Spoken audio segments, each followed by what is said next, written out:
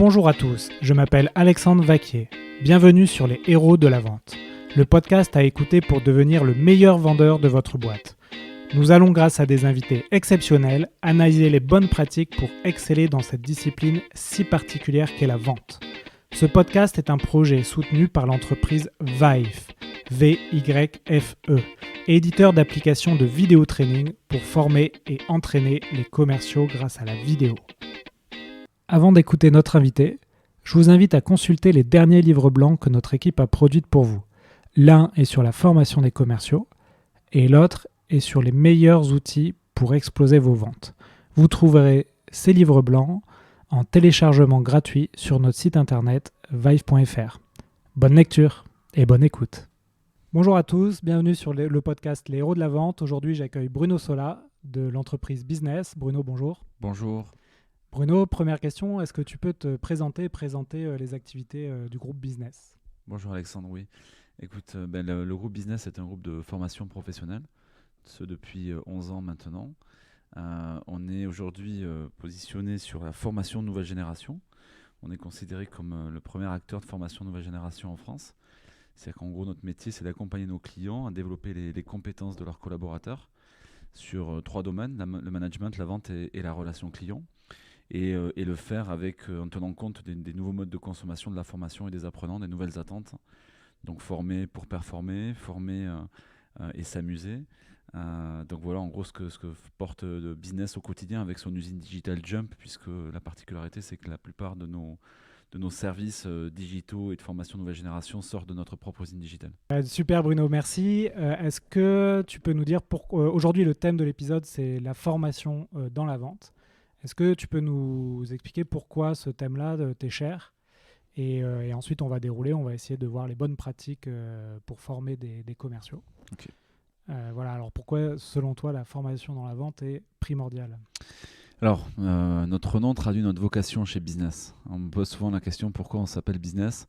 Parce qu'en fait, on a toujours considéré et souhaité accompagner donc, nos clients dans la performance commerciale. Une entreprise, c'est beaucoup de choses, mais en tout cas, la performance commerciale, on sait que c'est un élément clé. Donc, on aime les vendeurs. On sait qu'ils sont importants dans le succès d'une boîte.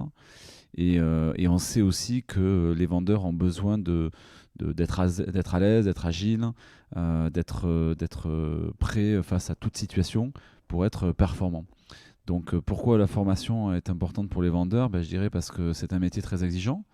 Parce que les clients évoluent, parce que les clients changent, parce que les modèles de distribution et de consommation ils sont dynamiques, ils ne sont pas statiques. Et donc, pour ces raisons-là, on a besoin de se former à des techniques, se former et s'entraîner aussi, puisque ce n'est pas à toi que je vais dire ça, mais c'est que l'entraînement provoque la performance aussi, on le sait tous. Donc voilà, c'est notre métier aujourd'hui chez nous, accompagner les vendeurs à maîtriser l'art de ce métier-là dans toutes les situations, qu'elles soient, on va dire, multicanal ou sur différents profils de clients. C'est ce à quoi on croit depuis un peu plus de 10 ans chez Business. Ok, super. Donc, si demain je suis un client de business et que je veux, par exemple, former mes équipes, mes forces de vente, c'est quoi, votre vision là-dessus ? C'est comment ça fonctionne ? Tu as parlé un peu de multicanal. Comment concrètement tu fais monter en compétence des équipes de vente ? Alors, la première chose que l'on demande à de nos clients ou à des gens qui nous consultent, c'est de nous parler de leur objectif. Leur objectif, c'est souvent quand tu veux former des collaborateurs, c'est que tu t'es dit qu'il y avait un besoin quelque part. Donc on a vu parfois des dispositifs de formation où il n'y avait pas d'objectif particulier. Bon, on peut parler d'objectifs au pluriel, ça peut être des objectifs pédagogiques, c'est-à-dire je veux que mon collaborateur maîtrise telle ou telle situation. Mais nous, la question qu'on pose souvent, c'est les objectifs tout court, pluriels, c'est-à-dire je dis n'importe quoi, ça va être j'ai envie de gagner 10% de croissance sur tel ou tel marché. Je veux que mes collaborateurs soient meilleurs dans la relation et la vente à distance. Donc la première notion, on va dire, d'un projet pour moi, c'est l'objectif. C'est pourquoi on veut former. Et ça, c'est une question qu'on pose tout le temps parce qu'on s'est parfois aperçu que c'est quelque chose qui n'était pas tout à fait, pas toujours le cas, pas toujours permanent, ou du moins pas toujours clair, on va dire. Donc première chose, fixation des objectifs. Ça, c'est la première règle pour nous. Et puis ensuite, la deuxième, c'est d'essayer de comprendre d'où on part pour voir justement comment aller, où on veut aller en fait. Donc c'est vrai que la plupart de nos dispositifs, ils répondent aussi à cette règle-là. C'est la définition d'un parcours qui va d'ailleurs tenir compte d'un troisième point qui va être la personnalisation de l'apprentissage, puisque ça c'est une vraie particularité ou spécificité de notre groupe, c'est qu'on travaille beaucoup l'adaptative learning ou training. C'est-à-dire que concrètement, si je prends le cas d'une méthode de vente, parfois on va nous dire nos commerciaux ne maîtrisent pas la méthode de vente. Nous, ce qui va nous intéresser, c'est de savoir que peut-être qu'Alexandre, toi, tu maîtrises, je sais pas moi, 2 étapes de la méthode de vente, la découverte des besoins et la négociation, par exemple. Et peut-être que moi, je vais maîtriser 3 étapes ou une étape du processus.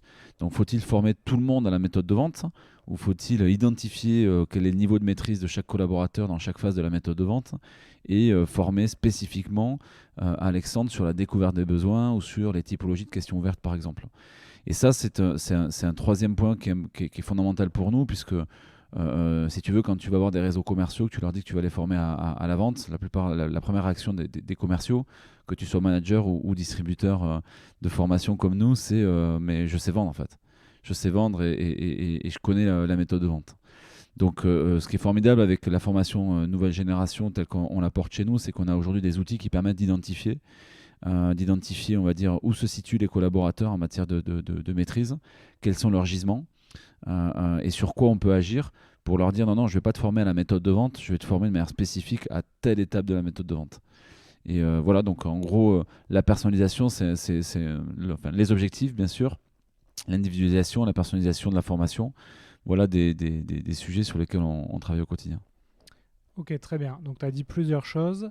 Donc effectivement, tu fais comme un commercial, quoi. Tu essayes de découvrir les besoins de ton client et de voir où il y a des pain points. Je suis désolé, j'utilise beaucoup de jargon dans ce podcast. J'essaie d'arrêter le jargon anglais. Et donc tu personnalises au maximum le parcours de formation des vendeurs.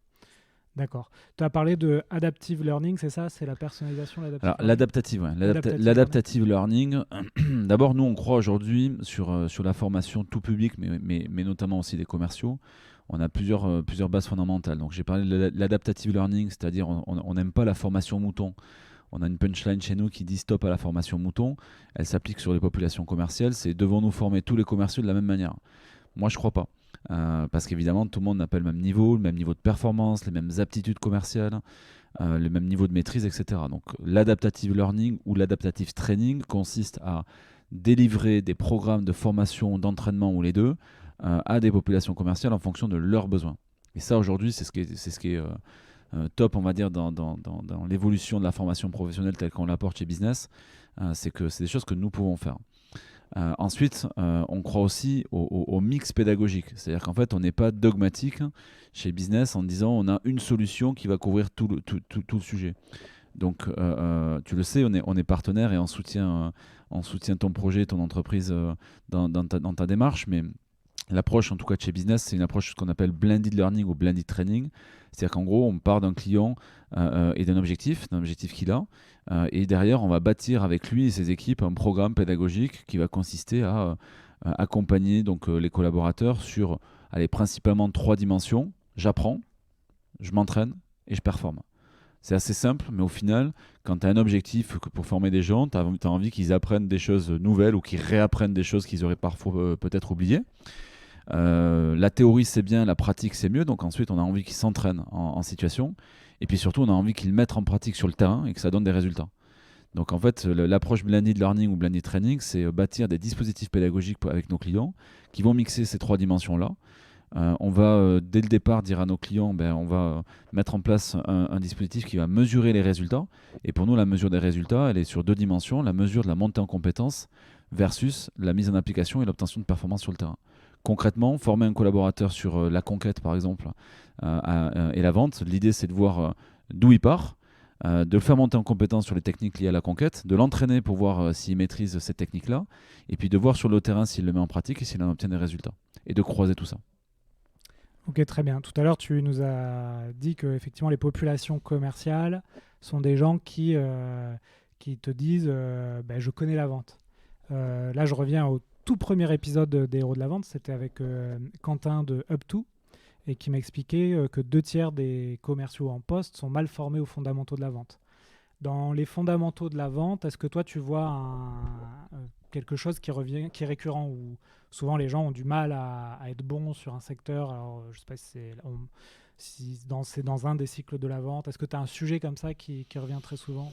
Alors, ouais, pour être précis par rapport à ce que je disais précédemment, c'est que on est confronté en général à 3 types de populations. Des populations de commerciaux formés, aguerris et qui connaissent le job. Des populations qui sont en poste commercial et qui par contre, comme tu le dis, n'ont pas forcément des bases fondamentales ou qui n'ont pas d'expérience particulière en la matière, et puis des gens qui ne sont pas commerciaux et qui pour autant ont des aptitudes et qui pourraient le devenir demain. Donc ces 3 populations-là sont des gens qui peuvent plus ou moins être sensibilisés et formés à tout ça.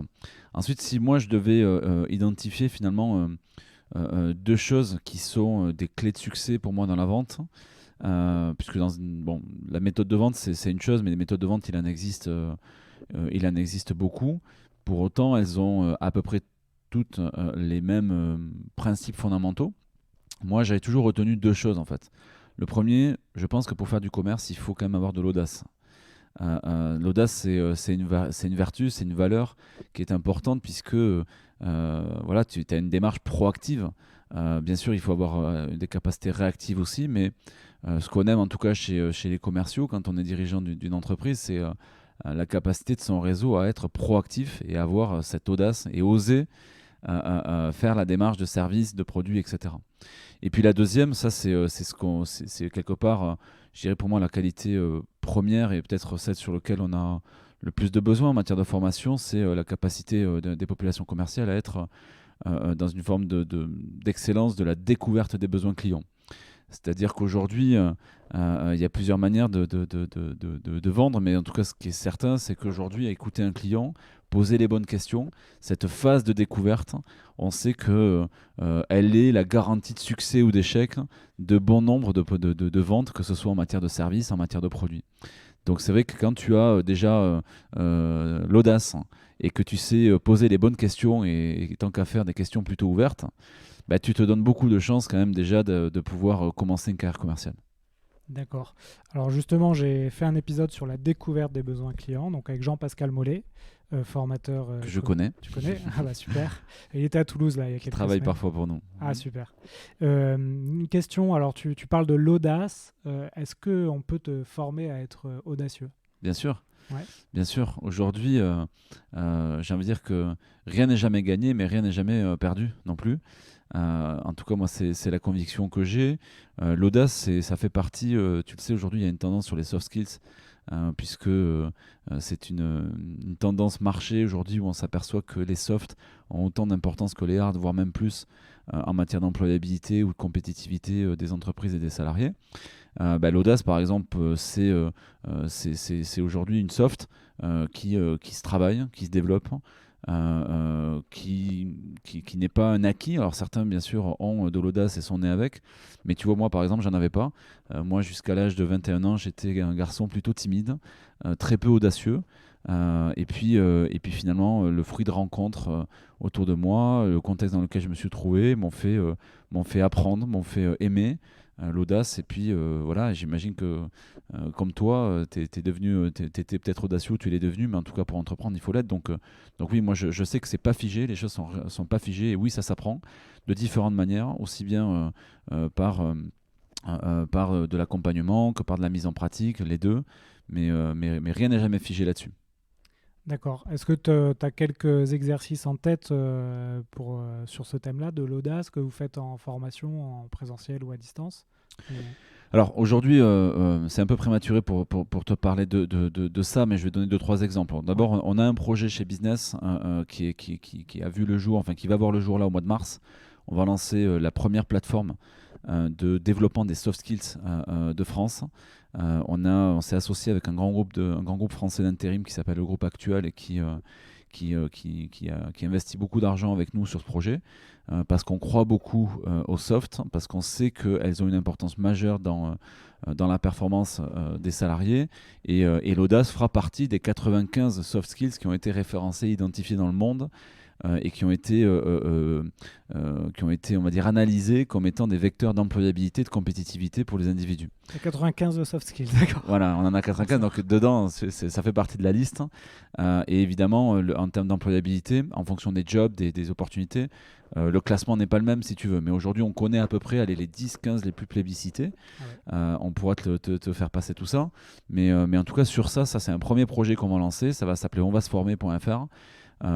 C'est quelque chose qui sera à disposition. C'est une librairie de formation nouvelle génération qui permettra de développer ces softs et notamment sur l'audace et donc du coup de s'entraîner, de se former de manière très pratico-pratique à, par exemple, acquérir et à mieux maîtriser l'audace et à se mettre et à se rendre plus audacieux.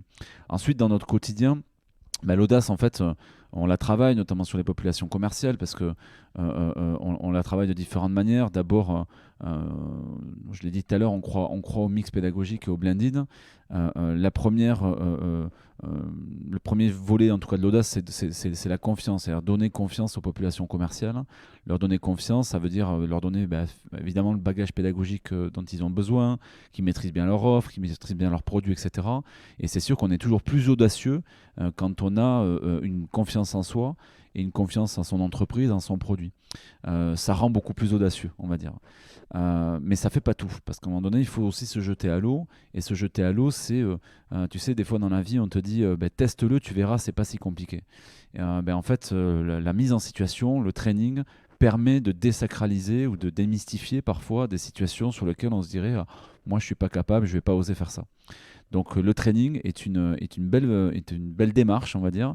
Donc tout type de training, que ce soit du training full digital. Chez Business, on a par exemple créé un outil qui s'appelle Skill Gym, qui est une salle de gymnastique des compétences où tu t'entraînes en situation métier de manière totalement indépendante, full digital. Donc il n'y a personne qui te regarde, tu n'as pas à avoir peur du jugement des uns des autres. Donc c'est une première manière. Et puis il y en a d'autres, et tu connais, par exemple, Vive est un formidable outil sur lequel on peut justement s'entraîner et comprendre et tester justement tout ça. Et puis, il y a des rapprochements aussi qui sont faits par rapport à que l'on fait aujourd'hui dans nos formations. On travaille beaucoup la formation en situation de travail, donc la FEST, qui est quelque chose qui est très tendance aujourd'hui, mais finalement qui est assez vieux comme le monde, puisque le monitorat, l'accompagnement, le coaching, tu parlais de Jean-Pascal Mollet, Jean-Pascal, il est coach sur le terrain et son job, c'est au quotidien accompagner des gens aussi sur cette audace-là, en situation métier, pour démystifier, désacraliser encore une fois. Donc voilà en gros les quelques points que l'on peut faire. Mais c'est vrai que je dirais que nous, en tout cas, on a toujours voulu faire du pratico-pratique dans nos dispositifs. Et on attache une importance toute particulière aux mises en situation qui représentent un peu plus de 70% de nos dispositifs. 70% des formations que l'on mène chez Business, elles mettent, on va dire, la mise en situation au cœur des programmes, que ce soit ludique, parce qu'on travaille beaucoup la ludopédagogie aussi, là aussi pour que les gens se mettent en situation, même s'ils n'ont pas toujours l'habitude, mais en se marrant, quoi. C'est important aussi d'apprendre et d'apprendre avec du plaisir. Ouais, c'est vrai que moi dans mon métier, je côtoie beaucoup de responsables formation d'entreprise et quelque chose qui revient sur la table souvent, c'est nos salariés, nos apprenants nous demandent que les formations soient moins théoriques et beaucoup plus pratico-pratiques, notamment avec des mises en situation où finalement, même si ce n'est pas la réalité, tu reproduis les conditions de la réalité pour essayer de ne pas reproduire des erreurs dans ton travail quotidien. Bien sûr. Mais tu vois, là par exemple, on a développé aussi un service qui est assez complémentaire à l'exercice que toi et moi nous faisons actuellement, mais qui permet notamment, c'est des plateformes de mini-jeux, donc on appelle ça les mini-games chez nous. Et les mini-games, c'est s'entraîner sur tout un tas de choses, mais en tout cas au niveau commercial par exemple, à oser traiter un barrage secrétaire par exemple, ou à décrocher son téléphone et à avoir des arguments suffisants pour traiter des objections, etc. Mais en s'amusant. Donc le mini-jeu jeux, c'est un exercice ou un peu à la manière des jeux de plage ou qui veut gagner des compétences ou autre, où on va écouter un podcast qui va être un appel téléphonique, où on va devoir derrière s'amuser, on va dire, à traiter les objections, donc à avoir cette audace-là. Et finalement, tu sais, souvent l'audace, elle est liée en fait à un manque de connaissances ou de compétences. Parce que c'est la connaissance et la compétence qui peut provoquer la performance. Donc à partir du moment où tu as la connaissance, que tu as la compétence, que tu sais faire, il y a plus de chances en tout cas que tu sois capable de le faire en fait. Après, bien sûr, la ligne managériale est là aussi pour ça. Nous, on croit beaucoup à la démonstration. Il y a une différence entre allez-y, faites du phoning ou venez, on va faire du phoning. Donc la capacité d'un manager à se mettre en danger, à être lui-même audacieux, à avoir une légitimité, on va dire, sur le sujet, elle est aussi très importante à nos yeux. Ouais, ça je le vis aussi au quotidien, hein. C'est toujours mieux effectivement quand toi en tant que manager, tu fais du phoning avec tes équipes, ça les motive et ils suivent ton exemple plutôt qu'effectivement de leur dire fais-le. Est-ce que tu peux nous dire deux mots pour ceux qui ne connaissent pas, notamment le dispositif de l'AFES, la formation en situation de travail. Tu peux nous en dire juste deux mots pour ceux qui n'ont jamais entendu ce terme-là. Disons que ce que l'on sait aujourd'hui, c'est que apprendre et s'entraîner en situation de métier fait gagner beaucoup de temps en fait. Tout à l'heure on parlait de la théorie théorisante versus théorie pratiquante. Moi quand j'ai démarré le gros business, quand on a démarré il y a 10 ans, les formations qu'on faisait ne s'appelaient pas formation, ça s'appelait du monitorat. On travaillait pour des grosses banques françaises et on allait directement en situation métier. On se mettait aux côtés des commerciaux. On était pour le temps d'un rendez-vous leurs collègues et on recevait des clients. On préparait l'entretien ensemble, on conduisait l'entretien ensemble et on débriefait l'entretien ensemble. Donc la formation en situation de travail, c'est justement mettre en application j'ai envie de dire la théorie que l'on a pu avoir face à une situation métier au quotidien. Donc en tout cas, la FEST chez Business, c'est comme ça qu'on la pratique dans son registre le plus basique, j'ai envie de dire. Mais en tout cas, c'est de se dire la situation métier. Je donne un exemple, parce qu'on a bâti un dispositif là-dessus. On travaille beaucoup sur la satisfaction client. Typiquement, la satisfaction et les gestes clés, les gestes qui font la différence en matière de satisfaction client au sein même d'une agence, par exemple, que ce soit dans la banque, dans le tourisme ou n'importe quel autre secteur d'activité. Typiquement, aller sur le terrain pour mettre en pratique ces 10 gestes métiers, ces 10 gestes clés et voir quelle est la réaction d'un client quand tu lui souris, quand il y a une approche service, quand tu l'accompagnes notamment dans sa prise en main d'outils informatiques, d'une application, ça n'a pas de prix. Donc en fait, la formation en situation de travail, c'est un accélérateur de prise de conscience en situation métier qui peut faire gagner beaucoup de temps et qui en tout cas est efficace sur la prise de conscience d'un collaborateur, des effets immédiats de la mise en œuvre sur le terrain de sa compétence ou des trucs et astuces qu'on aura pu lui donner. Ok, super. Je sais que tu as un rendez-vous tout à l'heure, donc on va te poser les quelques questions qui me restent en tête. Est-ce que tu as des bouquins ou du contenu à conseiller? Ça peut être des vidéos, des blogs que tu peux conseiller aux auditeurs. Sur la vente ? Si possible, après ça peut être un peu dévié, mais... Ouais, moi je vais donner un bouquin. Alors c'est pas le bouquin c'est pas un bouquin de la vente, mais pour autant c'est quand même très utile. Moi j'ai lu un bouquin qui m'a marqué dans ma capacité à vendre mon projet, à vendre les services de mon entreprise et nos idées. C'est Les secrets de présentation de Steve Jobs et le discours de Stanford. Pourquoi ? Parce qu'en fait, Steve Jobs, quand il a lancé l'iPhone notamment, au-delà d'avoir disrupté, révolutionné donc, son secteur, il a toujours quand même été finalement un formidable vendeur. Les keynotes en étant là aussi la première manière de vendre autrement. Et en fait, quand vous lisez ce bouquin, quand tu lis ce bouquin, tu apprends aussi à vendre différemment. Tu apprends à faire acheter. Et ça, c'est encore aussi très intéressant, plus qu'à vendre. Tu apprends aussi à positionner ton offre par rapport on va dire à des besoins clients, par rapport à des entre guillemets ennemis marché. L'ennemi marché, c'est dire à quelqu'un qu'est-ce qui vous dérange au quotidien. Est-ce qu'on est d'accord que ce qui vous dérange, c'est ça, ça, ça et ça. Et si aujourd'hui j'avais une solution pour régler ce problème-là, qu'est-ce que vous en penseriez? Donc c'est vrai que moi, discours de Stanford et les secrets de présentation Steve Jobs, ils ont accompagné beaucoup de mes PowerPoint en appel d'offres et autres. Ça m'a beaucoup nourri. Ça, c'est pour ce grand monsieur de Steve Jobs. Et puis après, chez nous, business, aujourd'hui, si tu veux, on fait pas mal de white paper, de livres blancs, parce qu'au-delà d'être le numéro 1 de la formation nouvelle génération sur les métiers de la vente, du management et de la relation client, on est aussi un acteur assez militant d'une autre façon de former, une autre façon d'entraîner, développer les compétences des collaborateurs. Et donc, sur cette casquette-là, on écrit, on fait des publications. La dernière en date, elle concerne la réforme de la formation professionnelle, où on a remis, j'ai eu le plaisir moi de remettre à la ministre Pénicaud 10 mesures sur une autre façon de former, une autre façon de transformer les compétences. Et puis il y en a d'autres, donc vous allez sur notre site, on a notre site, notre blog, on a pas mal de publications là-dessus qui sont, on va dire, focus sur nos métiers. Ok, super. Tu as parlé justement quand tu as parlé de Steve Jobs, tu parlais de matérialiser un ennemi. J'ai compris que vous, c'était la formation mouton chez Business, l'ennemi. Disons que c'est pas l'ennemi de business, c'est surtout pour moi l'ennemi des apprenants. Ouais. Parce que si tu veux, un client, c'est parlez-moi de moi, ça m'intéresse, mais un apprenant aussi en fait. Et un vendeur aujourd'hui, il a envie qu'on l'aide pour être bon sur son portefeuille de clients, dans son environnement métier, dans son quotidien, parce qu'il a envie de réussir, de s'éclater, accessoirement aussi d'avoir sa part variable à la fin du mois, parfois, mais aussi de satisfaire ses clients, parce que d'une manière générale, les personnes qui font du business, qui font de la vente, elles aiment aussi leurs clients parce qu'elles sont au quotidien avec elles. Donc, j'aime dire, le mouton est notre ami d'un point de vue purement animalistique.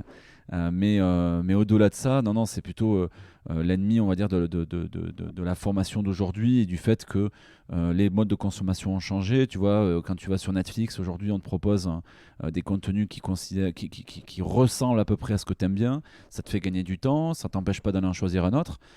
Tu peux sortir de tout ça, mais en tout cas, on est vraiment à fond dans la personnalisation. Donc voilà, aujourd'hui, le petit clin d'œil sur Stop à la formation mouton. D'accord, ouais. Je ferai un épisode prochain sur ce qu'on appelle le MVB. C'est en fait les bases du marketing. C'est pas à ne pas confondre avec le MVP qui est sur la partie produit. Donc là, l'idée du MVB, c'est d'avoir un minimum viable brand. Et effectivement, quand on débute et que on veut faire des choses sur le marketing, c'est bien, comme tu dis, de définir un ennemi qui va t'orienter dans tes décisions. Et l'ennemi, ça peut être une pratique, un concurrent comme Microsoft avec Apple. Et donc ça, j'essaierai de faire un épisode là-dessus. Super Bruno, je vais te poser une dernière question et puis je vais te libérer pour ton rendez-vous. Est-ce que toi, dans ton quotidien, tu as des routines ou des outils que tu utilises qui te permettent de t'améliorer et de t'organiser ou de performer? Ça peut être le sport, ça peut être des outils digitaux. Ouais, alors moi j'en ai trois, Ouais. quelque part, deux pros et un perso. Le pro, enfin les deux pros pour moi, donc le premier qui me permet de m'améliorer, c'est mes clients. Mes clients, mais pas que, mes collaborateurs aussi, parce qu'en fait ils sont le premier miroir de ce projet professionnel. Donc les enquêtes de satisfaction client, tu vois, on vient de recevoir la dernière. C'est pas évident de la lancer parce que t'as pas toujours des choses qui sont très agréables, mais en tout cas c'est très très formateur, très très formateur. Écouter ses collaborateurs aussi. Ils peuvent s'exprimer. Moi, je sais que tous les 2 mois, on fait un open DG dans la boîte et on peut me poser toutes les questions sans filtre. Et au-delà de ça, tous nos managers ont, en tout cas dans l'ADN, l'écoute des collaborateurs. Donc ça, c'est les deux. Enfin, c'est un premier volet, on va dire, d'astuces de progrès au quotidien. Le deuxième professionnel, c'est l'organisation. Parce que on sait que pour bien développer ses affaires, une organisation de bon niveau, c'est important. Donc moi, ce qui me permet de bien m'organiser, c'est mon PC. Si tu me vois sans mon PC, c'est qu'il y a un souci, mon PC ou mon portable, parce qu'aujourd'hui les deux fonctionnent bien. Mais en tout cas, ça fait partie de mon quotidien.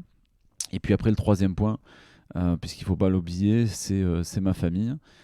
c'est mon pilier et c'est ce qui me permet de m'échapper de notre quotidien qu'on adore, certes, mais qui nécessite alors la famille, bien sûr, le sport, tout ce qui va avec, mais en gros, voilà, le perso, trouver le bon équilibre entre une vie pro ambitieuse, riche, mais une vie perso équilibrée et bien remplie aussi. D'accord. Juste sur l'organisation, tu as un outil en particulier ou c'est le calendrier sur ton ordi? Alors moi, tu vois, je suis très basique. Ouais. Je suis pas le meilleur conseil pour tes auditeurs sur ça. Chez moi, je sais qu'il y a beaucoup de choses, on a beaucoup d'outils. Alors bien sûr, les classiques, je vais pas faire leur pub, mais les Monday, les Salesforce, tous ces trucs-là. Bon, moi, j'avoue que je suis plus classique. Je travaille beaucoup sur Outlook. Je crée mes dossiers, j'archive, je me mets des relances, etc. Bon voilà, je suis un peu à l'ancienne là-dessus, mais en tout cas, je digitalise tout ça, ça m'aide bien. Et c'est vrai que l'intelligence artificielle de l'informatique m'aide beaucoup quand j'ai beaucoup de sujets dans la tête pour bien gérer mes priorités et faire les bons choix au bon moment. Super, si tu veux te mettre à jour, l'épisode que j'ai fait avant toi, c'est sur les outils digitaux pour le commercial d'aujourd'hui. Donc, formidable, je vais aller l'écouter. Ouais, on parle de tous ces outils digitaux. Très bien. Merci beaucoup Bruno, on a respecté le timing et du coup à la prochaine, où est-ce qu'on peut te joindre si on veut te contacter toi ou business? Alors merci déjà à toi Alexandre pour cette initiative que je trouve pas par rapport à moi mais en tout cas très intéressante, en tout cas de donner la parole aux gens qui s'intéressent à la vente et sous ce format-là, je trouve ça très sympa, donc bravo à toi et à ta boîte. Pour nous joindre, business aujourd'hui, www.groupe-business.com. Donc vous allez nous voir sur LinkedIn, on est présent aussi et puis vous pourrez savoir plein de choses sur nous en ligne directement. Ouais. Et vous nous appelez aussi au bureau, on est à Toulouse, on est à Paris. Il y a de quoi nous trouver. Puis vous êtes souvent sur les salons du Alors on fait tous les learning, salons, voilà, tous les salons de formation en général, Ouais. on y est, en tout cas quand on considère qu'on a notre place là-bas. Et puis business aujourd'hui, c'est un peu plus de 150 personnes au quotidien sur le terrain, en ligne. Donc non, normalement, si en tout cas si vous avez, si vous partagez les mêmes convictions que nous, former pour performer, à ce compte-là, on peut peut-être se rencontrer. Super Bruno, merci beaucoup et à bientôt alors. Salut, à bientôt Alexandre. Salut. Voilà, cet épisode des héros de la vente est fini. J'espère que ça vous a plu.